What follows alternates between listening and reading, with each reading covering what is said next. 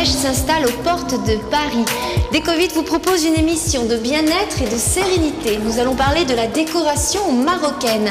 Nous sommes dans le hammam le plus grand d'Europe, 900 mètres carrés. Et ce sont ses propriétaires, Véronique et Jean-Michel Bonnefond, qui nous ouvrent les portes de ce paradis des mille et une nuits. Karim Hamdi, responsable d'un site internet qui met en avant des designers marocains, et Hicham Lalou, précurseur et fer de lance du design et de l'image contemporaine marocaine, seront également nos invités. Côté sujet, eh bien nous irons à la rencontre d'Élodie Geoffroy, une jeune mosaïste. Pourquoi la mosaïque? Parce qu'elle est très présente au Maroc. Et nous rencontrerons également Arnaud Balavoine, un jeune tapissier de renom qui va nous faire visiter un appartement privé. Et comme à chaque numéro de Déco8, nous irons bien sûr dans notre petit atelier à la rencontre d'Olivier et Nicolas qui vont nous préparer une petite surprise. Alors, salam alaikum, wa alaikum salam dans Déco8.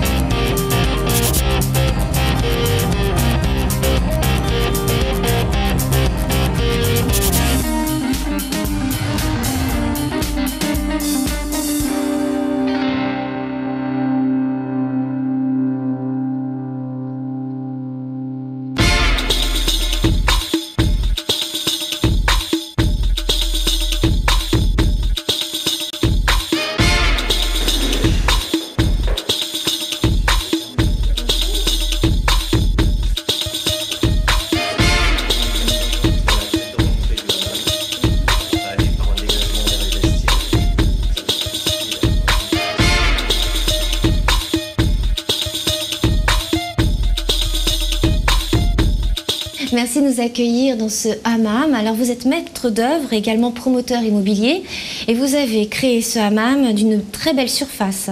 C'est un hammam qui fait 900 mètres carrés, qui est construit aux emplacements d'une ancienne usine électrique. On a choisi cet endroit parce que c'est un endroit où il n'y a pas de poteaux, il n'y a pas de poutres, donc on avait la totalité des surfaces libres pour imaginer ce qu'on voulait. Alors c'est l'un des plus grands d'Europe, ça c'est une très belle référence. Alors nous avons la plus grande pièce tiède d'Europe puisqu'elle fait 800 mètres cubes, et dans ces 800 mètres cubes nous devons injecter de la vapeur avec tous les problèmes techniques que ça comporte. Il y a différentes salles.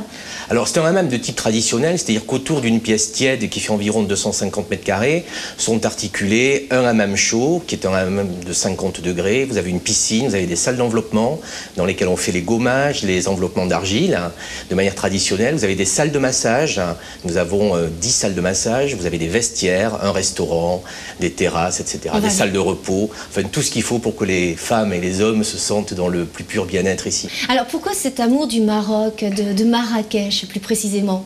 D'abord parce que ce sont des artisans extraordinaires qu'on arrive encore à faire fabriquer de manière complètement artisanale ce que l'on souhaite à partir de simples dessins. Ils emploient des matériaux nobles, du bois, beaucoup de cèdre, du maillechort, et toutes ces techniques n'existent malheureusement plus en Europe. Alors là nous sommes dans l'entrée, dans le couloir. Alors il y a des caissons au plafond, pour quelles raisons? Alors ces caissons nous ont permis de remonter le niveau des plafonds de notre couloir. Ce sont des caissons en bois qui reprennent les couleurs de Marrakech, la couleur rouge et le jaune Marrakech. Alors le sol aussi est très sombre, c'est quoi? C'est un sol en chêne, mais qu'on a traité à l'ancienne, tout simplement avec du bout de noix, puisqu'il y a énormément de passages dans tous ces couloirs. Et alors quand on arrive, on a cette sublime porte. Quelques mots sur cette porte? Alors c'est une porte traditionnelle, effectivement très haute, qui a été sculptée à Marrakech, dans du bois de cèdre, et qui comporte des incrustations d'os, généralement des os de chameau, et des incrustations de plaques de maillechort aussi. Donc ça, on la trouve là-bas à Marrakech? Ah oui, tout est fabriqué, tout ce que vous voyez ici a été complètement fabriqué sur commande à Marrakech. Alors il y a beaucoup de mosaïques également à Marrakech. Alors je vous propose de voir un reportage sur une jeune mosaïste de talent. Elle s'appelle Élodie Geoffroy et nous sommes allés dans son atelier. Elle va nous expliquer justement les différentes étapes pour créer de très belles mosaïques.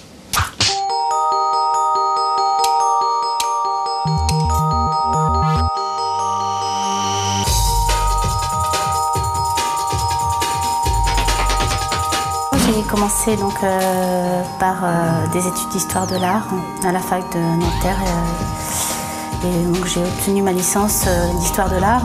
J'envisageais d'être professeur, mais parallèlement je faisais de la mosaïque pour mon plaisir et j'ai décidé de donner des cours en région parisienne, mais de mosaïque contemporaine, pâte de verre, grès et Maud Briard.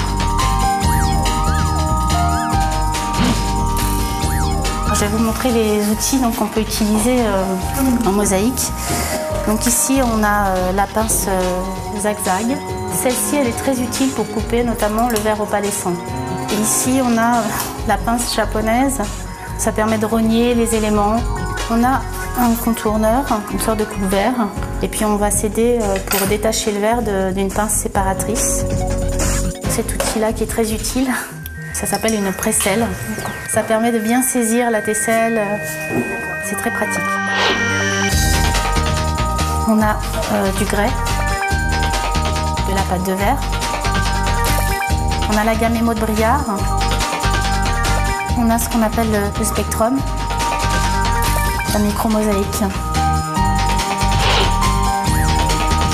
Il y a le médium, le contreplaqué, les supports en métal, le polystyrène. Là, pour réaliser le Klimt, je me suis inspirée de la Judith de Klimt. J'ai fait une version en fait abstraite de ce tableau. Donc ici j'ai utilisé du verre pour figurer le vêtement. J'ai utilisé du verre opalescent que j'ai découpé en fleurs. Et puis j'ai mis des petits millefiori. Alors les millefiori, ce sont des petites perles de Murano, puis ajouté de petits miroirs dorés. C'est une crédence de cuisine pour montrer justement aux gens qu'on pouvait aussi habiller son intérieur avec la mosaïque. Donc j'ai commencé par dessiner sur du craft les arbres. Ensuite j'ai collé mes tesselles une par une en technique indirecte. La technique indirecte, c'est ce qu'on appelle la technique à l'envers. Donc j'ai collé mes tesselles une par une à l'envers sur le craft. Une fois la mosaïque terminée, j'ai enduit mon polystyrène extrudé de colle ciment-colle et j'ai plaqué ma mosaïque dessus. Nous avons un porte-photo. J'ai voulu montrer comment faire des joints transparents. Ici, donc, pour faire les joints transparents, j'ai utilisé une colle silicone.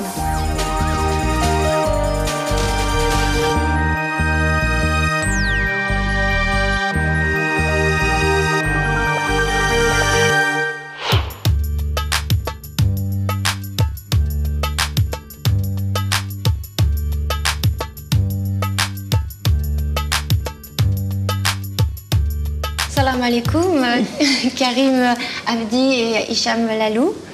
Merci de nous rejoindre. Merci. Alors Karim, vous êtes responsable d'un site internet qui met en avant de jeunes designers marocains. Quant à vous, Hicham, alors vous êtes un designer marocain de grande réputation puisque vous êtes un précurseur et fer de lance du design et de l'image contemporaine du Maroc. Pas mal hein, comme définition. Bah, écoutez, merci. Hein. Donc Karim, expliquez-nous comment est perçue la décoration marocaine à travers le monde. On sait tous que le Maroc est à la mode actuellement, que tout le monde rêve de partir habiter au Maroc. Donc si vous voulez, la décoration est un peu assimilée au mode de vie traditionnel marocain, où il fait bon vivre au Maroc, donc forcément il fait bon d'avoir des meubles réalisés par des artisans marocains. Et notamment des designers aussi.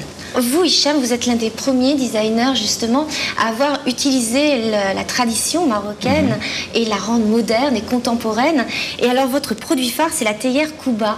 Je l'ai dessiné il y a quelques années quand j'étais étudiant à Paris. Elle symbolise l'art de vivre au Maroc. Bon, tout le monde sait que chez nous, l'art de recevoir, l'hospitalité.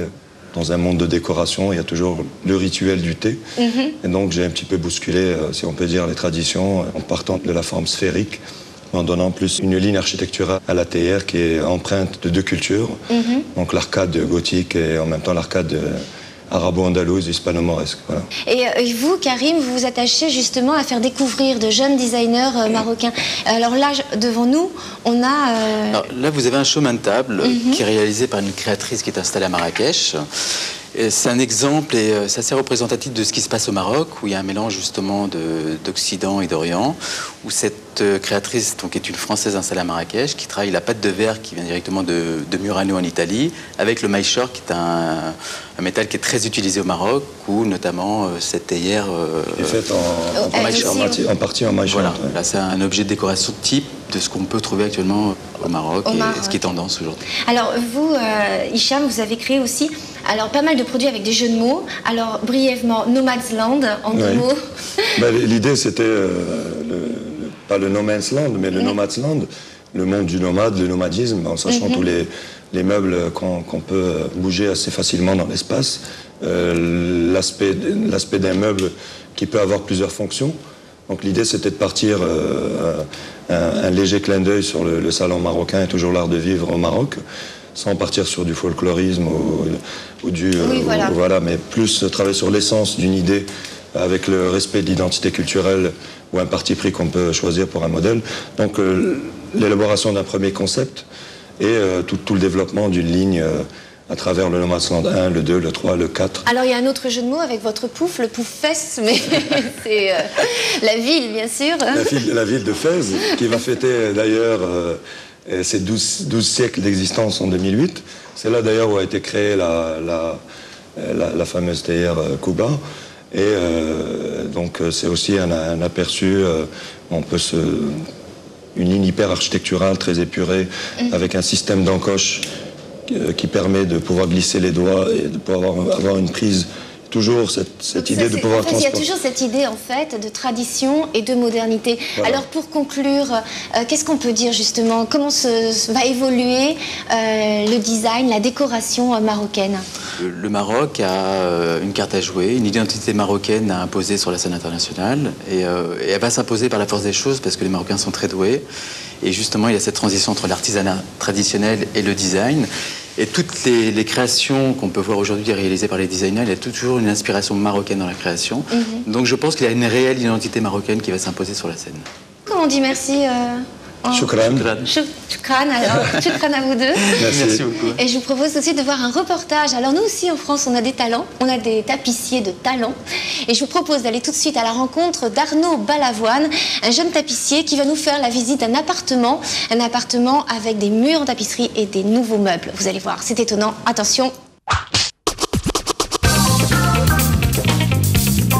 Alors ici c'est un appartement, un pied-à-terre de 50 mètres carrés qu'on a récupéré dans un état lamentable avec des dégâts des eaux partout, qu'on a complètement mis à nu et ensuite redécoré avec l'aide des clients. Au départ, on avait peu d'éléments de mobilier, on avait ces 4 chaises et cette table. Alors sur ces chaises Louis XIII, l'originalité, ça a été dans la finition d'utiliser des clous colorés et en alternance, donc du orange au vert, comme ça, donc ce qui est un petit exercice de patience quand on les pose, mais qui donne un résultat un peu plus funky que des chaises Louis XIII traditionnelles.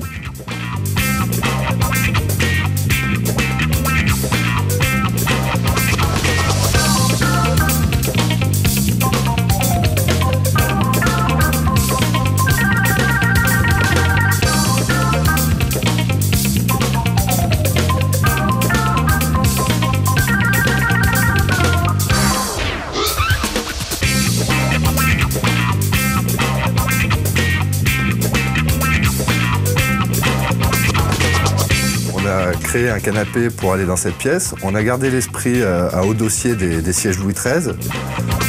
Sauf que là, on l'a un petit peu adapté, c'est-à-dire qu'on a fait un canapé qui est convertible pour le couchage éventuel. Et on a utilisé 2 tissus différents. Un alcantara pour la carcasse et un cuir tressé pour faire les coussins.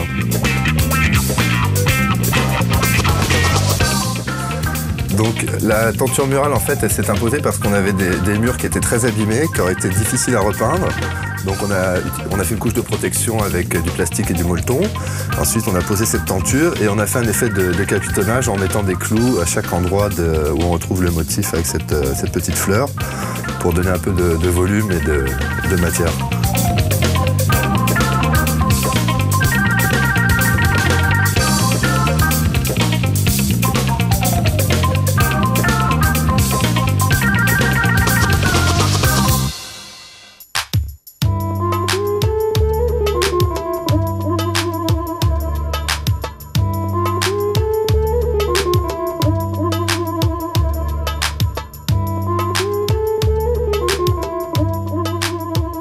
Bonjour Véronique. Bonjour Caroline. Donc vous avez travaillé à la cour du Shah d'Iran et vous étiez en charge des relations publiques. Vous avez voyagé à travers tous les pays du Golfe Persique. Et alors là, avec la réalisation de ce rêve qu'est ce hammam, qu'est-ce que ça vous fait? Ah bah, un très grand bonheur, parce que c'est vrai que c'est un vieux rêve, puisque j'ai travaillé en Iran, comme vous le dites, il y a 25 ans. Et ayant l'occasion de voyager beaucoup dans tous ces pays du Moyen-Orient, j'ai adoré les lieux, j'ai adoré les femmes du Moyen-Orient. Et c'est vrai que j'avais très envie de faire un hammam en rentrant en France. Et j'ai porté ce rêve de nombreuses années avant de le réaliser. Donc aujourd'hui, c'est un grand bonheur. Alors vous étiez en charge de la décoration. On a vu Jean-Michel tout à l'heure qui nous a parlé des travaux de ce lieu. Vous avez travaillé dans le moindre détail. Pour moi, c'est très important que le moindre détail soit très travaillé. Et c'est vrai que c'est allé jusqu'à la poignée de porte que j'ai fait graver avec les ciselures que je voulais et pas d'autres, jusqu'au distributeur de papier toilette. Enfin, le moindre détail, c'est vrai, sur un lieu aussi grand, ça a été important et long. Alors on voit tous les murs qui sont en tas de lac. Alors tas de lac, c'est aussi une manière de travailler qui est typique marocaine. C'est complètement traditionnel, absolument. De tas de lac, c'est une chaux qu'on ne trouve qu'au Maroc, qui est ancestrale, et les murs sont recouverts de tas de lac. Alors on trouve aussi beaucoup d'étoiles. Le ciel étoilé du Maroc est très présent dans ce hammam, dans la décoration. C'est vrai, c'est pour ça que ça s'appelle l'essentiel, parce qu'il y a plusieurs ciels avec des étoiles, avec des lunes, et que c'était l'idée de se retrouver sous un ciel étoilé du Moyen-Orient. Alors dès l'accueil, on a ce bureau d'accueil qui est très joli, qui reprend tout de suite l'idée marocaine et l'esprit marocain avec ces espèces d'ouvertures en fer forgé. Vous avez des matériaux essentiels dans ce hammam qui sont toujours le tas de lac, donc le maïchor qui est un métal argenté.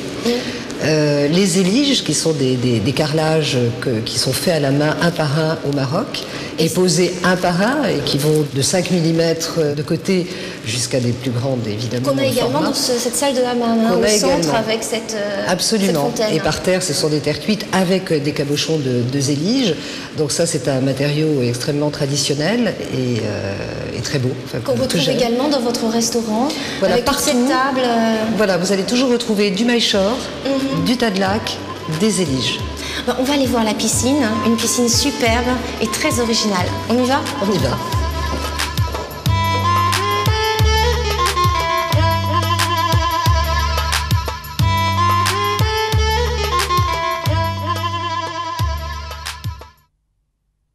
Alors Véronique, quelle est la particularité de cette piscine ? Cette piscine a une particularité extraordinaire, c'est que le fond se relève complètement. C'est-à-dire qu'il a été fabriqué en zélige toujours, et grâce à un vérin hydraulique, le fond va pouvoir se remonter jusqu'à fleur d'eau, et cette piscine va devenir une pièce. Une pièce qui vous sert aussi pour projeter des films sur le mur, pour faire une salle de réunion Absolument, pour danser, ça va devenir une salle où on va pouvoir dîner, enfin faire toutes sortes d'autres activités que la piscine. Et alors vous êtes les seuls professionnels à avoir ce genre de piscine, parce que c'est d'habitude réservé aux particuliers? Pour l'instant, en tout cas, des endroits recevant le public, il n'y en a pas qui ont utilisé ce système. Ça a été breveté par l'entreprise qui l'a inventé, et c'est vrai qu'il n'a vendu aujourd'hui qu'à des particuliers, et que nous sommes les premiers à en avoir bénéficié. Alors, on va parler maintenant des salles de repos. Il y en a combien de salles de repos? Alors, il y a deux salles de repos qui sont équipées de méridiennes, toujours en cèdre, ce bois qui sent si bon et sombre et que nous aimons, avec des matelas qui ont été faits avec les tissus toujours les kilim du Maroc, les fameux kilim du Maroc. Et alors, on a ces moucharabiés aussi, qui sont un peu partout présents aussi dans les vestiaires. Oui, parce que le moucharabié, c'est vraiment très authentique, très traditionnel du Moyen-Orient, puisque les moucharabiés, c'était des fenêtres où les femmes orientales pouvaient, grâce aux moucharabiés, regarder à l'extérieur sans qu'on les voie. Donc c'est vrai que j'ai voulu me servir de ces moucharabiés parce que c'est vraiment très typique du Moyen-Orient. Alors il y a beaucoup de lanternes, aussi beaucoup de lumière. Vous avez joué sur cette atmosphère un peu, ces ombres, ces lumières un peu plus vives par moments. Ce sont des objets que j'aime, donc il y a des lanternes... Vous les avez chinées ou... Mais il y a les deux. Il y a des lanternes que j'ai chinées chez les antiquaires, donc il y a des lanternes anciennes et qui sont, c'est vrai, particulièrement belles. Et puis il y a des appliques que j'ai fait faire, toujours avec le maïchor et de la tôle qu'on a dessinée et qu'on a fait faire pour le restaurant ou pour le corridor. Vous avez donné vos consignes et Voilà, Ah, ça c'est agréable. Ah, ça j'adore. Créer, c'est vraiment ce que je préfère. Et on a beaucoup de bougies aussi très jolies. Pareil, ce sont des créations, des choses que vous avez... Il y a une entreprise qui fabrique donc des bougies à Marrakech et j'ai choisi différents modèles chez elle qu'elle a adaptés à mes tailles après et aux couleurs que je désirais pour retrouver toujours l'harmonie des couleurs qu'il y a dans ce hammam, qui sont les couleurs de Marrakech. Tout à fait. Le jaune safran et le rouge de Marrakech, voilà, absolument. Et alors pour terminer, on va parler aussi de ce tableau qu'il y a dans le corridor. Un tableau qui m'appartenait. Voilà, que j'avais dans ma chambre, mais il y a très longtemps, bien avant que je crée le hammam. Et c'est la vue d'un hammam et les femmes qui se promènent dans le hammam. Donc je trouvais que c'était l'endroit idéal. Ils devaient revenir ici. Donc et bien sûr, les tapis qu'on retrouve, les tapis berbères et d'autres. Qui sont fabriqués dans les montagnes du Maroc. Merci beaucoup Véronique pour votre accueil. C'est moi qui vous remercie. Et bravo pour cette décoration. C'est gentil. C'est Merci très, beaucoup. très beau. Est-ce que vous êtes bricoleuse? Hélas, non. Non. Hélas, non. J'espère que nos téléspectateurs sont bricoleurs, car tout de suite, je vous propose de retrouver Olivier et Nicolas, qui vont bien sûr nous préparer une petite surprise. Bonjour Caroline, bonjour Nicolas.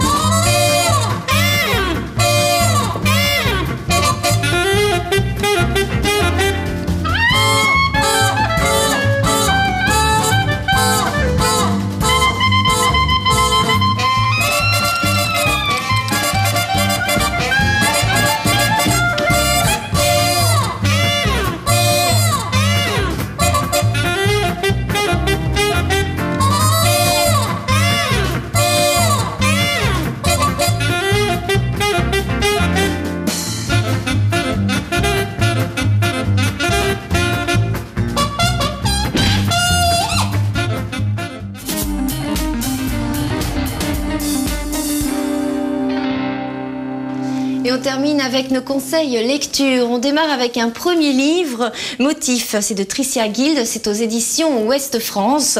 L'occasion de voir des tissus d'ameublement décorés qui reviennent égayer vos intérieurs, des motifs classiques mélangés à du moderne. Deuxième livre sur la mosaïque. On a vu tout à l'heure un sujet sur une jeune mosaïste. Eh bien, la mosaïque et la décoration, c'est aux éditions Essie. Vous apprendrez à créer des mosaïques avec une grande facilité.